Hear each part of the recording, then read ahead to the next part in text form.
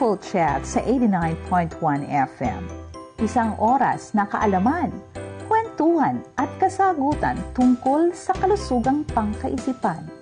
Kasama ang mga psychologists, guidance counselors, and mental health experts para sagutin ang iyong katanungan at maghatid ng kanilang kaalaman. Pag-uusapan natin ang mga seryosong bagay na minsan ay hindi nabibigyang pansin. May live tawagan. Kaya kung may tanong ka, ilahad mo na. Huwag palalampasin ang Mindful Chats.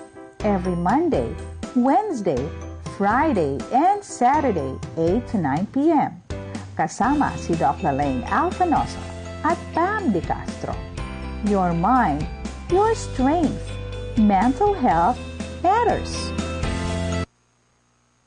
Magandang gabi po sa ating lahat. 89.1 Adventist World Radio Manila. Good evening, magandang gabi, maray na banggi, maayong gabi. Welcome to Mindful Chats, your MWFS habit. And it's a day after Thanksgiving Day in the U.S. What about us here?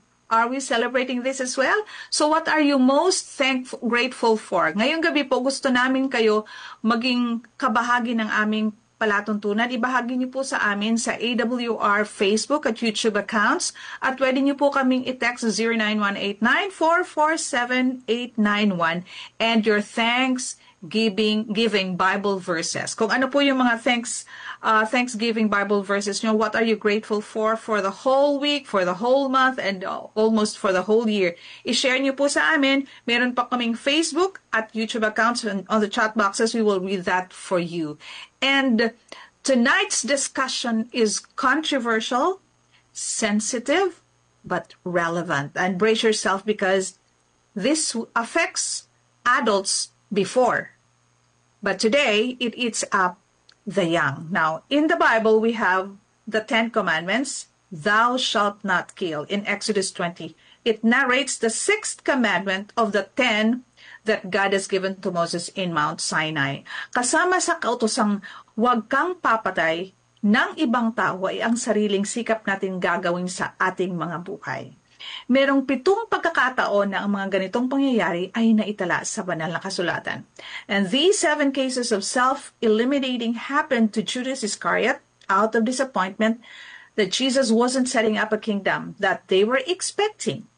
Judas sold Jesus to death and killed himself eventually. Kasama sa listahan din si Haring Saul. Kasama sila dun sa listahan yon. Si Ahithophel kasi na-frustrate siya. Hindi natuloy si Absalom maging hari. At sino pa po? Si Abimelech, si Zimri, at ang gwardyang sumubok sa natapusin din ang kanyang buhay habang nakakulong si Pablo at si Silas. Sa takot na baka makatakas ang mga bilanggo, ay tinangka niya, ngunit hindi siya nagtagumpay.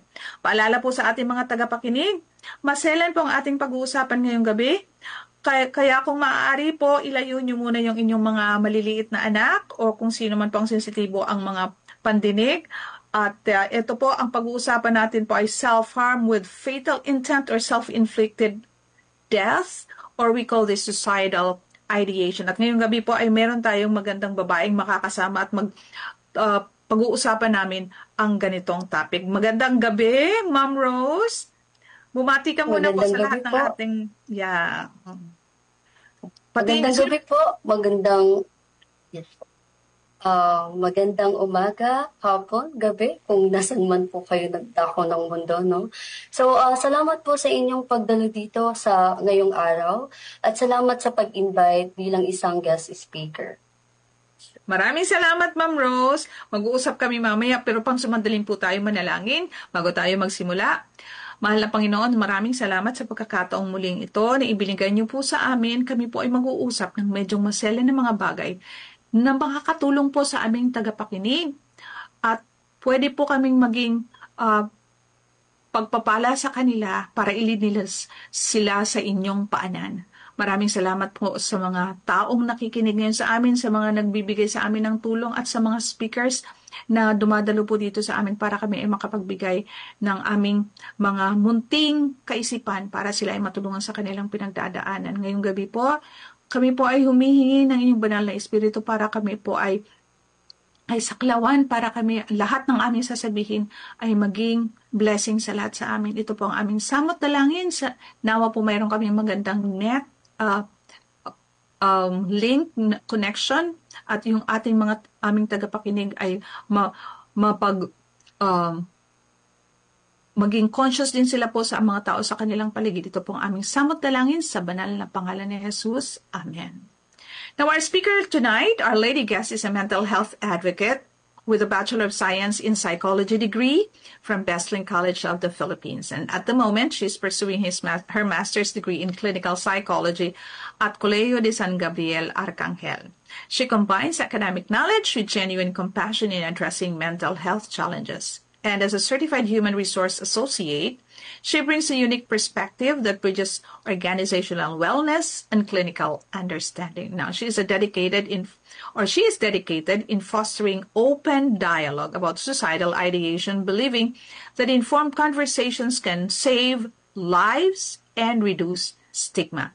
And through her work, she emphasizes evidence-based approaches, empathy, and creating supportive environments where individuals feel safe to seek help and sharing about suicidal ideation. Tonight is Miss Rose Ann Buhian. Magandang gabi, ma'am. Again, magandang gabi ulit sa inyo. Ngayong gabi po ay pag-uusapan natin ang pinaka-controversial at pinaka-sensitibong bagay na nagaganap po dito sa ating bansa. Hindi lang po sa ating bansa. Actually, sa buong mundo, di po ba? Kanina napag-uusapan namin kung ano mga rates, pero wag na natin pong sabihin. At kayo ay magugulantang sa gaano kadaming mga insidenteng nangyayari dito sa Pilipinas. January to June 2025, meron po tayong 2,000 na ganitong case dito lang po sa ating bansa. So, January to June, that is only 6 months.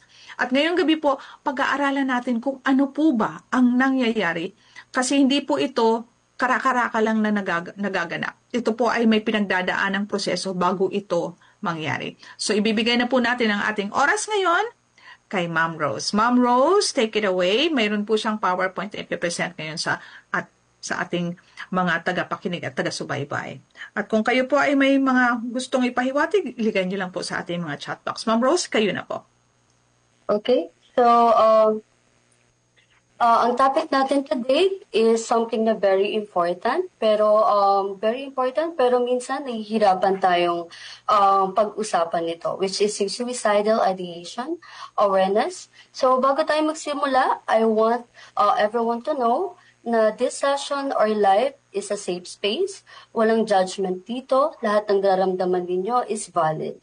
At lahat tayo dito ay nag-aalala sa isa't isa.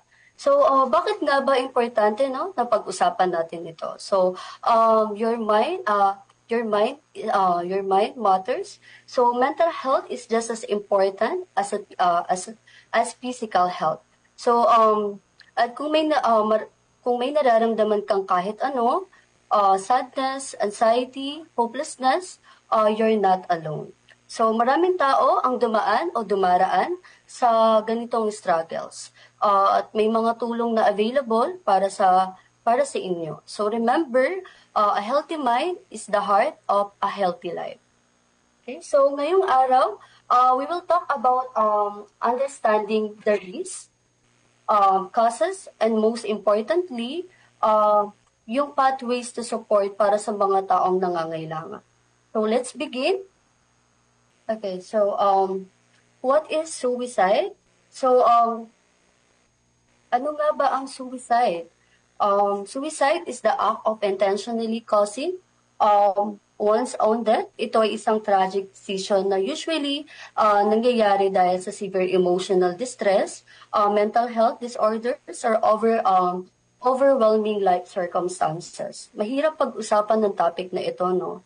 Pero kailangan nating maintindihan na hindi ito just about giving up. Ito ay resulta ng sobrang pain, emotional at psychological na hindi kayang i-handle ng isang tao. At dito pumapasok ang ating awareness at support. Okay, so next slide. So what is suicidal ideation? So simply put, suicidal ideations refers to thoughts about taking one's own life. So ito ay pwedeng fleeting thoughts lang, like pumasok siya sa isip, pero mabilis ding mawala. So, o kaya naman detailed planning, tinatawag kung saan may specific plan kung paano gagawin. So, hindi ko na po naisama dito yung etong topic na kinds of suicidal ideation, pero pag-uusapan din po natin siya. So, hindi lahat ng suicidal thoughts ay pareho. May iba't ibang uri rin dito, like iba't ibang levels ng suicidal ideation. Isa dito is yung gusto lang matulog at hindi magising, may ganong thoughts. And then, may another thoughts din na sana na-aksidente na lang ako. And walang specific plan, pero may desire na matapos lang yung buhay. Naisip mo yung death, pero hindi ka actively nagpaplano kung paano gawin yun. So, and next is suicidal ideation. So, may specific thoughts at plan na kung paano gagawin ng suicide, may timeline, method, at intention na talagang gawin ito. Mas dangerous ito, no? Kasi may concrete plans na. And, for example, yung pag-iipon ng mga pills or gamot na pang-overdose sa kanilang sarili para kitilin ang kanilang buhay dahil sa emotional distress na hindi na nila ma-handle or ma-regulate ng. So, and next is suicidal ideation with intent. So, hindi lang nag-iisip pero decided na talagang gawin, may preparations, at malapit lang i-execute yung plan. And yun, emergency situation na ito na kailangan ng immediate interventions. So, and next, pag-uusapan din natin yung types of suicidal individuals. May iba't ibang uri ng tao na nakaka-experience ng suicidal thoughts at iba-iba din ang kanilang behavior. Isa na dyan yung the cry for help. So gusto nilang makita na may pakialam sa kanila yung ibang tao. Minsan sinasabi nila yung plano nila o nagpapakita ng warning signs. Pero serious pa rin naman ito, no? At kailangan pa rin ng support. So, kunyari, for example, may nakita kayo ng friends nyo sa Facebook or any social media platforms na nag-post ng pagod na ako sa lahat, goodbye. So, hoping siguro sila na may mag-reach out sa kanila, na may makakausap sila. Siguro, kung may makakakita man tayo ng mga ganong posts, hindi siya, yung iba kasi tinitake as like OA, parang toxic naman nito sa social media, bakit ganun yung mga pinopost nila. Pero without knowing kung ano yung na-experience ng tao na yun, no? So, kahit hindi po natin siya kilala, malaking tulong ho yung matanong ho natin sila kung kamusta sila, kung ano po yung nararamdaman nila ngayon. Kasi minsan kailangan lang ho natin ng may makikinig ho sa atin. Kahit hindi po tayo magbigay ng advice at maramdaman lang nila na may pakialam tayo sa kanila at gusto nating malaman kung ano yung pinagdadaanan nila. So, isa din po yun sa pwedeng makatulong sa mga ganong tao. And the next is the ambivalent. So, gulong-gulo yung utak. May mga part of them na wants to die, pero may part din na gustong mabuhay. Nagswing yung emotions nila between wanting help at helping hope and feeling hopeless. So, pwede silang magpakita ng risky behavior pero nag-hesitate pa rin. So, for example, no, may isang individual na nag-attempt na pero tumawag din agad ng help afterwards. Confused siya kung gusto ba talaga niyang mamatay o gusto niya lang matapos yung pain na nararamdaman niya. So, that's the ambivalent. And the next is the determined. So, firmly decided na gagawin nila ang suicide. Hindi na nag-reach out for help at carefully plan lahat. So, madalas silent sila at walang obvious na warning signs kasi ayaw nilang pigilan sila or ayaw nilang ipaalam na gagawin nila yun. So, for example, may isang family member tayo na naging unusually calm at peaceful na dating merong multiple attempts na ng pag-self-harm. So, bigla na lang nag-give away ng belongings niya, nag-settle ng debts, telling anyone kung bakit. So, walang naka-notice since dahil nga calm siya at peaceful. So, syempre, akala natin is okay siya, na walang problema sa kanya, pero hindi natin alam kung ano yung tumatakbo sa utak ng tao na yun. Na hindi natin alam na may plano na talaga siyang itilin ng kanyang buhay. So parang naghahanap lang siya ng right moment or naghihintay lang siya ng right moment na magawa yun. Yung like for example, walang tao sa bahay, wala yung magulang niya, at siya lang. So yun yung moment na gagawin niya na yun. So kapag may mga ganito no, na nakikita natin, like may mga red flags ka na nakikita, mas mabuting wag ho natin silang iwanan. At kausapin natin sila palagi at iparamdam natin na nandito lang tayo palagi para sa kanila. So, ayun. And 4 is the impulsive, biglaan yung desisyon, triggered by sudden event or intense emotion, walang long-term planning. Pero very dangerous pa rin to, no? Madalas under the influence of drugs, alcohol, o sa gitna ng crisis. So, for example, sa breakups, sa boyfriend or girlfriend, at sobrang sakit nun, syempre. Lalo na kung hindi mo pa siya tanggap. And may galit ka pa sa puso mo na, syempre, masama yung loob mo na bakit ka hiniwalayan, na hindi ka ba niya naiintindihan sa mga ibang mga bagay na may times na may misunderstanding. So, ayun, so kumuha ng kutsilyo, pero wala naman siyang previous suicidal thoughts, no? Pero yung moment na yon hindi niya naisip yung consequences. So, that's the impulsive behavior ng isang may suicidal ideations. And the last is the chronic persistent long-term struggle with suicidal thoughts. So, recurring siya through the years. Recurring meaning paulit-ulit. May history na ng previous attempts. Nangangailangan ng continuous mental health support at monitoring. So, for example, may kaibigan ka na na-diagnose with depression. So, since high school, then may multiple attempts sa past. Kahit may therapy at medication na, bumabalik pa rin yung suicidal thoughts niya, especially during stressful events or stressful periods. Important reminder din no, na anuman ang uri ng suicidal ideation o type ng individual, lahat sila ay valid at nangangailangan ng seryosong atensyon, compassion, at professional help. Ang lahat ng ito is kailangan ng ma-address immediately. Then, let's move forward for the next slide. Okay. So, why people consider suicide? Okay, so maraming dahilan kung bakit naiisip ng isang tao mag-suicide. So, let's start with psychological causes. So, depression.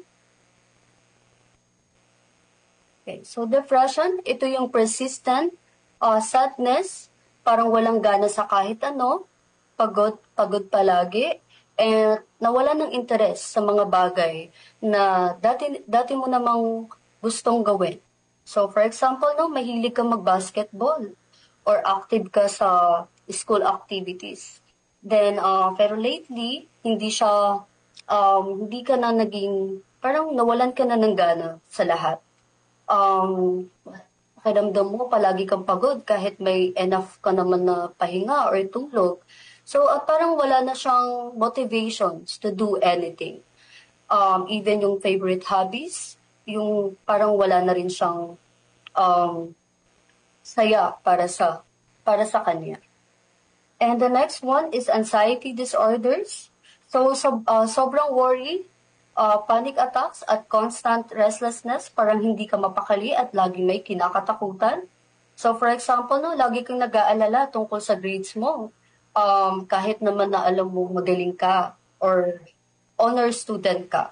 So, before exams, hindi ka makatulog, naninigas yung kamay mo, at may times din na nahihirapan kang huminga. parang lagi kang nag-iisip din ng may mangyayaring hindi maganda kahit wala namang konkreto dahilan. So that's the symptoms of anxiety disorders. And the next one is a bipolar disorder. Ito yung extreme mood swings. Minsan sobrang taas ng mood. Ito yung tinatawag na manic or hypomanic episodes with energy, racing thoughts, and decreased need for sleep. Tapos bigla siyang babagsak ng sobrang baba. Ito naman yung tinatawag na depressive episodes with sadness, low energy, and loss of interest in activities. And other symptoms can include irritability, poor judgment, and thoughts of suicide. These symptoms can also occur together in mixed episodes. So for example, may mga araw na sobrang energetic niya, puyat, pero feeling niya kaya niyang gawing lahat. So maraming plans, sobrang talkative din siya, pero after few days or weeks, biglang bababa yung mood niya. And ayaw niyang, doon na nag-i-start yung pagkawalang gana sa lahat, yung feeling niya pagod na pagod siya, kahit wala naman siyang ginawa ng buong araw. Ito naman yung nag-isolate, kasi feeling niya walang nakakaintindi sa kanya, walang kwenta yung buhay niya, wala siyang kwentang tao, walang nakakaintindi sa kanya. And the next is trauma or PTSD. Post-traumatic stress disorder, no? Kung may nangyaring traumatic event sa buhay mo na na-witness mo or na-experience mo at hindi mo pa rin na-overcome yung stress or distress na dulot nito, pwede itong mag-lead sa suicidal thoughts. So for example, may car accident last year, involved ka sa car accident last year. Hanggang ngayon, hindi ka pa rin makasakay ng sasakyan nang hindi ka natatakot.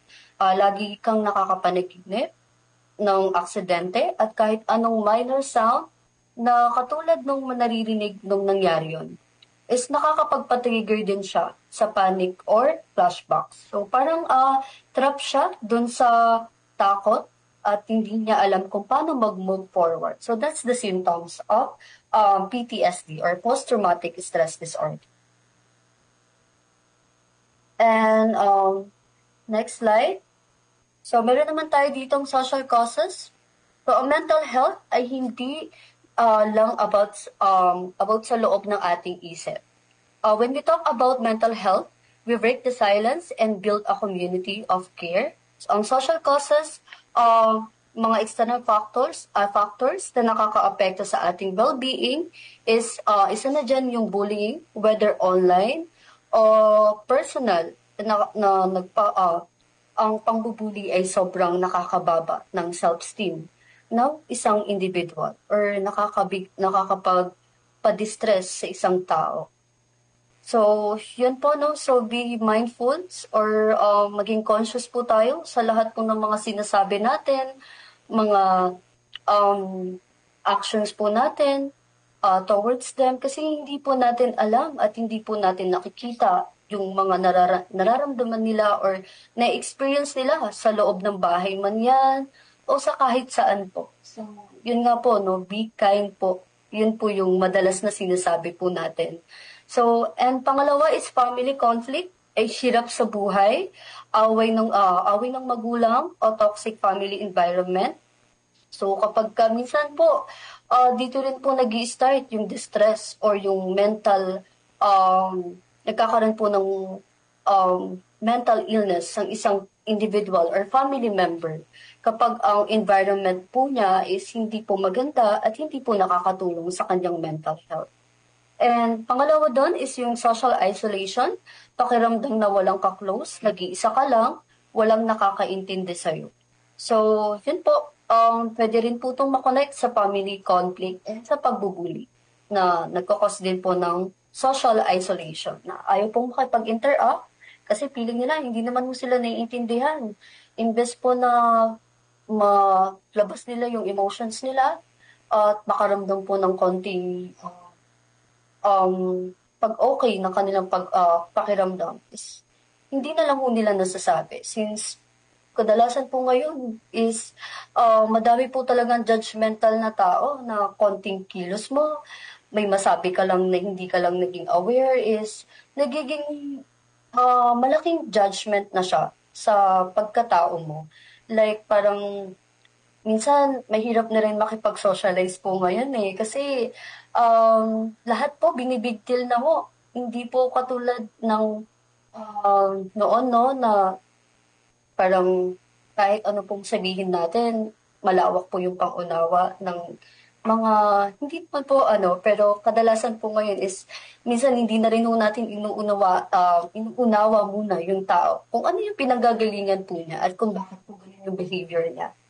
So, ayun po. And then, breakdowns in relationships. So, breakups, lost friendships, o mga taong umalis sa buhay mo na mahalaga sa'yo. Lahat ng ito ay pwedeng maging trigger para sa suicidal thoughts. So, meron po akong naging pasyente po no. So, yun po, nag-rant po siya sa akin na friendship over po sila ng kaibigan niya. Kasi nga po, parang feeling niya nala-left over po siya doon sa mga kaibigan niya, na bigla na lang po siyang hindi sinasama or nilalayuan. So, nagkakaroon din po ng distress yung tao kapag ganun po yung ginagawa ho natin. So, syempre, isipin din ho natin yung mararamdaman ng tao. Like, syempre, nasanay ho siya na kasama niyo siya palagi, na pag nagbabanding kayo, palagi rin siyang kasama. So, yung mga unusual din po, kahit mga small details lang, napapansin po yan ng mga taong nakapaligid sa atin. So, yun po. And then, let's proceed for the next slide. Sa environmental causes. Okay, so meron din tayong environmental causes, yung mga circumstances sa paligid natin, like financial struggles, kahirapan, utang, stress sa pera. Kadalasan po, nagkakaroon po tayo ng problema sa pera, no? Kasi po, hindi po natin nababudget ng maayos yung pera. Minsan po, is nababudget naman po natin siya sa mga kailangan lang. Pero dahil nga may mga bisyo po tayo, minsan yung para lang po sa pangangailangan natin sa araw-araw is na ano po siya, parang nababawasan po siya dahil po sa mga bisyo like alak or sugal or sigarilyo. So, minsan, kapag hindi natin nababudget, dun po tayo nagkakaroon ng thoughts na mangutang na lang hanggang sa hindi na naman po natin mabudget ng maayos, mangungutang po ulit, then mangungutang po ulit ng mangungutang. So, ganun na lang po yung nagiging cycle. So, ang ending po is, lalo pong lalaki yung utang natin, then dun po magkakos yung distress or yung nagkakaroon po tayo ng anxiety na tinatawag na iisipin po natin na, paano yan? May mga utang pa ako dito, so hindi ko mabayaran. So, bali ang mangyayari niyan, isahanap ka ng mauutangan ulit para mabayaran yung isa pang inuutangan, which is another problem na naman. So, pwede rin siya mag-cause sa mental health natin. Kasi wala po tayong peace of mind kapag puro ganun po yung ginagawa ho natin. Sa buhay po natin o sa mga desisyon natin sa buhay. So, kailangan din po natin maging matalino sa pagbabudget o sa paghahawak ng pera. Kasi at the end of the day, tayo pa rin naman po yung mamumroblema sa gastusin, no? Kapag hindi ho natin maibigay kung ano yung pangangailangan ng ating pamilya. So, pangalawa is academic pressure. So, sobrang pressure sa school, grades, expectation ng parents, o ng sarili. Minsan sa academic pressure, lalo na po sa mga engineering course or kahit hindi po sa engineering course, may times na sobrang bigat po ng mga subjects dun po sa course na iyon. Minsan, hindi natin alam kung kakayanin ba natin to, kaya pa ba natin to, or what. Tapos hanggang sa magkaroon tayo ng back subject, so dahil nga merong standard na nabibigay sa atin or parang merong senet na standard ng magulang na dapat ganito, dapat magaling ka, dapat pag graduate ka, magna cum laude ka, dapat kasi ayun yung sa family natin, mga magna cum laude tayo. So, doon din nag-start yung academic pressure sa bata na hindi niya alam kung tama pa ba yung kung magkakamali siya, parang na-a-anxious siya agad. So, minsan hindi rin po siya maganda na nang-pressure po tayo. Mas okay din po siguro yung ahayaan po natin siyang mag-grow sa kung anong kakayahan niya bilang isang bata. Kasi mas okay po siguro yon na ma-discover niya kung ano po yung kakayahan niya sa pag-aaral bilang estudyante at kung ano pa po yung mga talent niya na hindi pa po niya nadidiscover. So, yun po, kapag yung magulang ko kasi yung nagdidesisyon para sa mga anak, laging sila yung gusto nilang masunod. Kasi hindi maapektuhan din po yung decision making ng isang bata. Like for example, no, nagtatrabaho na po siya. And then, na-pressure po siya sa work. So, hindi niya po alam kung ano pong gagawin niya, kung ano po yung action plan niya para para magawa niya ng mas maayos yung trabaho niya. So, dahil nga magulang niya yung nasusunod, so palagi niya na lang iisipin na, wait lang, yung tatanungin ko muna yung parents ko kung paano yung gagawin ko dito. So, paano kaya to? Ganto, ganyan, ganyan. Paano kung mawala yung parents niya bigla? No? So, hindi rin po siya maganda na gawin or gusto natin tayo yung nasusunod palagi. So, hayaan po natin yung bata na mag-grow. Kasi ano po yan may sarili naman po siyang desisyon. So, nandito lang po tayo para mag-guide sa kanila kung tama po ba yung mga desisyon nila sa buhay. So, kung okay naman po yung desisyon nila is, edi hayaan po natin sila sa sarili po nila. Mas matuto po sila. Thank you, Ma'am Rose. At 34 minutes past 8 o'clock in the evening, we're saying hi to shout out to all our viewers po sa Facebook account. Meron po tayo dito marami-rami na rin. At we are saying hello to Sir Ruel Ramirez, saying hi to Wawi Di Guzman Berami, Shona Arellano from Catanduanes.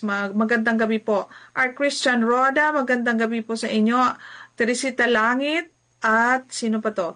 Si Rose Annie, good evening po. Galing daw sa Mindoro, Crisanta Sena, Edlin Capacete Dapitan, sa Aladin Nilnil, at they're listening from Pampanga. And who else is here? Sir Rigel from SPAC. Magandang gabi, Ma'am Teacher Bong. Greta Mara Asom Nebres. I hope I pronounce your name properly. Janeline Gaspan, good evening po. Edlin Capacete Dapitan, Helen Aguilar, at kay Rosita Huarbal, bravo. Of course, magandang Lenlen dyan. Maraming salamat ay kay Ma'am Helen Aguilar. At kanino po ba to? Maraming salamat po sa inyo sa pag-aantabay. Kami po ay ang Mindful Chat. Kayo po ay nakikinig sa aming episode ngayong gabi. Ang pinag-uusapan po natin ngayon ay suicidal ideation. Nandito na po tayo sa environmental causes. At maya-maya po lamang makikita na natin kung ano po ang mga warning signs dito. At meron na lang po tayong natitirang 24 minutes before 9 o'clock. Ma'am, ano pa po ba ang mga environmental causes? Ano pa ba yung last? Bakit ito nagiging medyo delikado? Ma'am Rose? Yes po. Thank you so much po. So, isa po dito yung yung exposure to suicide media or community kapag may nababalitaan tayong nagsusuicide or nagpapakamatay. So, pwede lalo na kung malapit po sa atin, pwede rin po itong makatrigger sa similar thoughts po. So, yun nga po. So, take care of yourself. You deserve it. Tandaan, hindi ka nag-iisa sa struggles na ito. Okay, so next is why people consider so the next one is a biological causes. So, meron dito may biological causes din minsan na hindi natin kontrolado. Ito yung chemical imbalance in the brain. Yung neurotransmitter sa brain, like serotonin or dopamine, ay hindi balance. So, ito ay medical condition na pwedeng matreat. At meron naman din ditong impulse control issues, difficulty controlling impulsive behavior, chronic health conditions, mga long-term illnesses na nakaka-affect sa quality of life. And remember, small acts of self-care add to a healthier. Happier you, kahit small steps lang yan. It matters. So, next is warning signs. So, paano natin malalaman kung may taong nanganganing? So, ito ang mga warning signs. So, talking about wanting to die, sinasabi nila directly or indirectly na gusto nilang mawala. Pangalawa, withdrawing from friends or activities, nag-isolate, hindi na lumalabas, hindi na nakikipag-usap, feeling of hopelessness, wala nang pag-asa, walang silbi ang buhay ko. So, ganun po yung mga thoughts nila. So, and giving away valued possessions, binibigay yung mga gamit nila na mahalaga sa kanila, parang nagpapaalam na. Sudden calmness after a long period of sadness. So, bigla silang naging calm at peaceful after being depressed. So, this could mean na nagde-decide na sila, nakikiling ng buhay nila. So, your mind deserves kindness, be gentle with yourself, at be aware sa mga signs na ito sa iba. And the next one is healthy ways to address suicidal ideations. So, number one dyan is seek professional help. Pumunta sa psychologist and para sa therapy at counseling, psychiatrist kung kailangan naman ng medication, and counselors or therapists para sa emotional support. So, asking for help isn't weakness, it's wisdom. Kailangan ng courage para humingi ng tulong. That's a sign of strength, hindi siya weakness. So, ayan. Next slide. So, build support system and practice emotional coping skills. Hindi ka dapat mag-isa. Kailangan mo ng friends and family. Support groups, mga taong same experiences, and school counselors na available sila para sa students. And next is practical emotional coping skills. Yung may mga healthy way para ma-manage ang emotions. Isa na rin dito is yung mindfulness, be present sa moment, breathing exercises para kumalma, and journaling, isulat yung mga nararamdaman or mga na-experience mo sa araw-araw. Nakakatulong din yun para ma-express mo yung nararamdaman mo at ma-regulate mo ng maayos yung emotions mo. And next is stress management techniques, yung find what works for you. Kung alam mo kung ano yung alam mo na mas makakatulong sa'yo. Like, mag-travel ka, mahilig ka sa mga nature. So, makakapagpakalma sa utak mo. So, let's gawin mo yun. And next is immediate crisis support.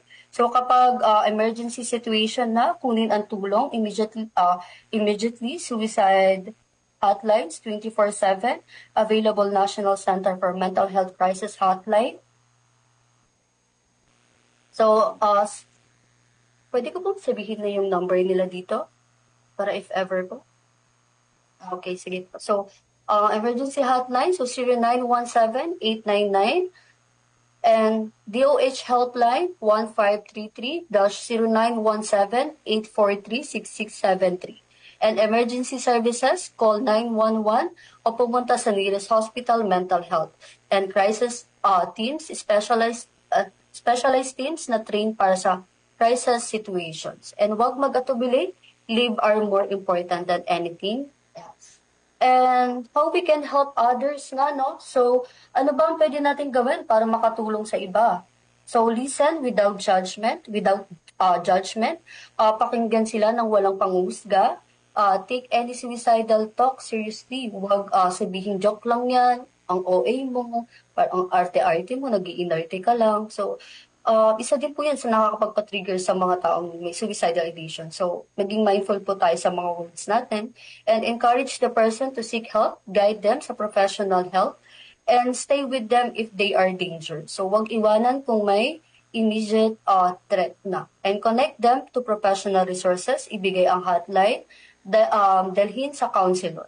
And reduce access to means, ibig sabihin, secure medication, itago ang mga gamot na alam natin na pwedeng magamit niya para sa pagkitil ng kanyang buhay.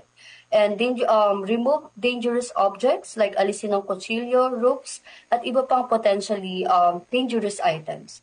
And next is ensure a safe environment. Make sure na safe ang environment nila. And before we end, I want everyone to remember this. Suicidal is preventable.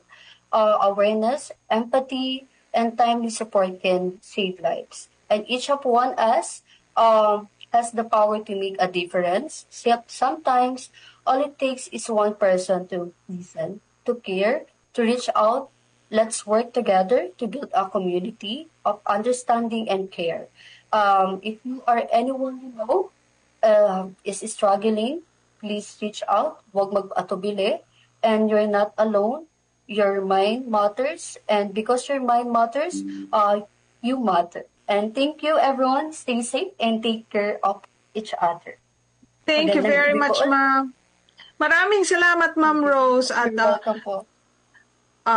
Maliwanag na ipakita sa atin, na ipaliwanag din po sa atin ni Ma'am Rose kung ano-ano po yung mga kailangan natin gawin. Ngayong gabi po, I am very grateful again kasi nandito po muli si Doc RJ para bigyan tayo ng perspective in a biblical manner kung how would this go through, how would one go through this, because are we exempted or kaya ba nating i-prevent kung meron ba tayong faith? How are these cases in our lives be preventable, and how are these connected to the faith that we have? What can faith do in this time of crisis? Good evening, Doc RJ. Doc RJ Cuanco is here with us once again. Si Ma'am. Thank you very much for being available. Yes, Doc, your turn. Yeah. I'd like to thank Ma'am Rose for explaining those important insights. Napaka-importante po nun sa atin po mga tagapakinig sa gabing ito. Naway may mga natutunan po tayong mga importanteng lesson on the discussion, on the lessons presented this evening. Now, I'd like to give a very short insight. What does the Bible say about this specific concept of self-elimination or suicide? In a sense. Well, Scripture does not hide human suffering, you know. If you will try to read the Bible, marami po tayong makikitang mga figures na kung saan nakaranas ng iba't ibang despair or darkness. They call it emotional darkness. We all know Elijah. You know, if you will read 1 Kings 19:4, babasahin po natin yan. Pinalangin niya na, Lord, enough na, take my life. Also Job, you know, he wished he had never been born. So may mga thoughts sila. And Jonah also pleaded that death will come because of the frustration in Jonah 4:3. So if you will try to look into that, no, even those faithful believers, nag-reach din sa point ng overwhelming na yung despair sa kanila. But sa atin po mga tagapakinig ngayong gabi, feeling hopeless does not mean a person lacks faith. You know, the Bible validates human emotional pain. We all feel those kind of pain that we have. And our response actually is, to seek more God, seek God more in terms of what they feel. Sa mga pinakamadilim na sandali na yung nararanasan, napaka-importante po na maramdaman natin na ang Panginoon ay laging naririyan sa atin. Despite the fact that it's too heavy for us to bear na, pero ang Panginoon po ay laging nandyan, handang umalalay, handang magmahal, at handang ibukas ang kanyang puso para sa ating lahat. So kung kayo po ngayon ay nakakaranas ng matinding kalungkutan, matinding mga pag-iisip na tungkol po sa suicide, ang Panginoon po ay handang tumulong sa atin. Ang mga professional po ay handa rin pong tumulong upang po mas maunawaan pa po natin kung ano po ang ating kinalalagyan o ano pa po ang ating nararanasan. Ang Panginoon po ay handang magmahal despite na sobrang hirap na po ng ating pong nararamdaman. The Lord is very close to the brokenhearted. And I hope you would feel na ito pong mga thoughts na ito ay sometimes it's wave lang, dumadaan lang. And then we just need to trust God. We just need to give our hopes and yung mga problema po natin sa Kanya. And with all the support from mental health professionals, psychiatrists, psychologists, I think we will be assisted, matutulungan po tayo ng mas malalim at ng sa gayoy mas magiging maayos po yung ating takbo ng ating pag-iisip. Maraming salamat, Doc. Alam niyo po, lahat ng amin ditong tagapagsalita ay handa pong tumulong sa inyo. Sa atin pong lahat, kung tayo po ay nagkakaroon ng mga challenges sa ating mga kaisipan at kung ano mang gumugulo po sa atin, you just have to get in touch with us. Our number po is 0918-944-7891, 0918-944-7891. O pwede po kayong pumunta po sa Facebook account namin, padala po kayo ng message at kung pwede kayong sabihin nyo na confidential at pupunta po kayo sa messenger para po ma-entertain kayo namin at para po ma-connect kayo namin dito sa mga professionals na ating kasama dyan. Ito, si Ma'am Rosan, si Doc RJ, at yung mga naging speakers natin po nung mga nakaraang gabi, sila po lahat ay handang tumulong sa ating lahat. At lahat naman po tayo dumaraan sa ganito. At meron po akong i-share sa inyong verse dito sa Bible na sinasabi sa 1 Corinthians 10:13. God will not let you be tempted beyond what you can bear and will provide a way to escape it. Kung meron man po tayong pinagdadaanan, God will always be ready for us or is always ready for us to be with Him, and He will allow us to understand everything that's happening in our lives. Sabi nga sa Isaiah 26:3, you keep him in perfect peace, whose mind is stayed on you because he trusts in you. So, mga kaibigan, ano po ang huling takeaway natin, Ma'am Rose, before ibigay ko po kay Doc RJ din ang kanyang huling takeaway. Ma'am Rose? Wala naman po. Okay na po yan. Oh, wala na pa kayong sasabihin? Wala na po. Wala na kayong babatiin, ma'am? Babatiin po. Magandang gabi po sa inyong lahat, sa mga nanonood, lalo na po sa mga taong nakakaranas or madaming hong nararanasan hindi po maganda sa buhay. Mahalaga rin po na mas mahalin natin yung sarili natin. Kesa po, ayun po, mag-ingat po tayo palagi. And then po sa mga taong sa iba pong mga tao, maging mindful, maging conscious po sa mga salita, no, or sa mga actions po natin, sa mga tao na hindi natin alam kung mga ano, pinagdadaanan nga po nila. So, yun po, be kind po palagi. And isa po yun sa maganda or parang ano po, nakakabuhay po yun sa mga taong may mga pinagdadaanan kung magiging mabait ka sa kanila. Yun lang po. Maraming salamat po. Maraming salamat, Ma'am Rose. Salamat sa sa invitation namin sa positive, positive response to our invitation. Doc RJ, what's your last take po? Sa atin pong mga tagapakinig or kayo po man ngayon ay nakakaranas ng mga thoughts on suicide, tandaan po natin na ang inyo pong buhay is not a mistake. Mm-hmm. Even when you can't feel it, your story still matters. Remember na mahalaga po kayo sa Panginoon and He is not disappointed in you. And right now, He is holding you even in this darkest moment. Mm-hmm. You don't have to decide anything tonight if you are having a lot of thoughts about that. I hope that you would choose safety, that you would choose one more tomorrow. Mm-hmm. This specific pain that you have right now may pass away. And I hope that you will also recognize that there are people out there, the professionals who will stand with you. With the help of God, they will help you breathe through those heaviness, and they will also guide you toward safety. My dear friends, sa atin pong mga kapatid, mga mahal na mga kaibigan, you deserve care, you deserve healing, you deserve love. One more hour, one more day, one more tomorrow. You are not alone. Hindi po kayo nag-iisa dahil may pag-asa. Amen. Maraming salamat po, Doc RJ. Alalahanin po natin na mismo si Jesus po ay nakaranas ng ganito. When he was deciding whether to obey his Father, he really had a very hard time thinking about it, deciding about it. And he even cried blood. Blood na doon lumalabas sa ng Panginoon natin. But then, what he said was, it's not my will, but your will, Lord. He didn't do anything that could put him into a harmful situation. He didn't harm himself. But he had done this. He walked through na siya po ay He took our place. He died for us, but He never killed Himself. He died for us because He loved us. He wants us to be saved, and God was there all throughout those things that He had gone through. And God is also looking at us. Sabi nga ni Doc RJ, meron po tayong kantang, I hope you know this song, there is no problem too big that God cannot hold it. If He carry the weight of the world, He can carry you too. Ito po ang Mindful Chats on a very controversial. Ito po pinaka-heavy nating topic. Actually, I must admit, this is the heaviest topic we have discussed here.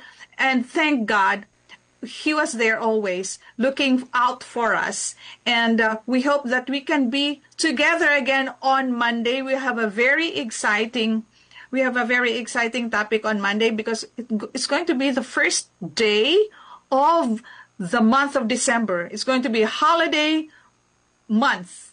And we will be discussing all about holidays by then.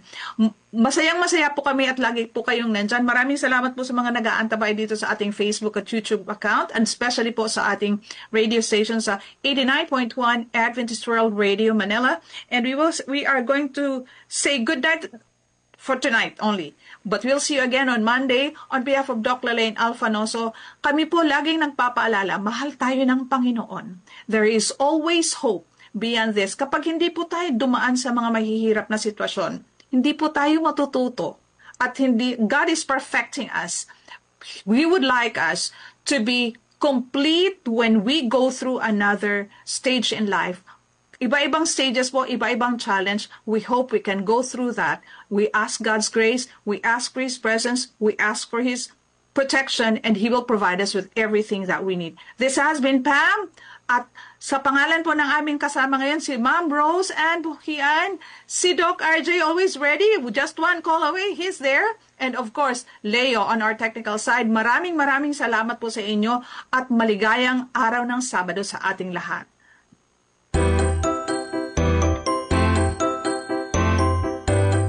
Mindful Chat sa 89.1 FM. Isang oras na kaalaman, kwentuhan at kasagutan tungkol sa kalusugang pangkaisipan. Kasama ang mga psychologists, guidance counselors, and mental health experts para sagutin ang iyong katanungan at maghatid ng kanilang kaalaman.